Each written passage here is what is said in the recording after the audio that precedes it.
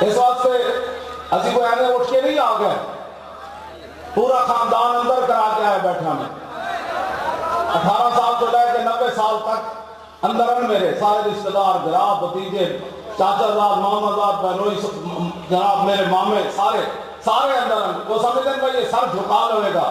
میں آتا ہے کہ میری خوش نصیبی کہ 22 کروڑے جو اللہ نے اپنے حبیب دی عزت کہ ختم نبوت کی پہرے داری کی خاطر اللہ نے میرا خاندان چھوڑا۔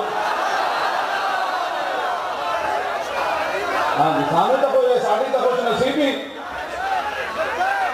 تاجدار ختم نبوت۔ اور نہیں چلو اینج نہیں نعرہ لانا، اینج نہیں نعرہ لانا، اینج نہیں نعرہ لانا، نعرہ لانا اور زندہ باد اینج کر کے نعرہ لانا ہے۔ پتہ تو لگے یار حضرت صاحب نے اتنے لکھا روپے لائے، صاحبزادگان سارے علماء آ گئے، مشائخ آ گئے، تسی بھی آ گئے، جاندے نعرہ اینج آوے ایک قیامت والے دن بھی ایک نعرہ لگنا ہے۔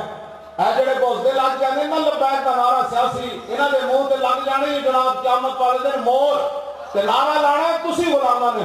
آج بن دیکھے اتنا بڑا نعرہ لا رہے ہو نا، جب اعلان ہونا ہے قیامت نو اب حضور تشریف لانے والے، پھر کیوں جا نعرہ ہونا ہے؟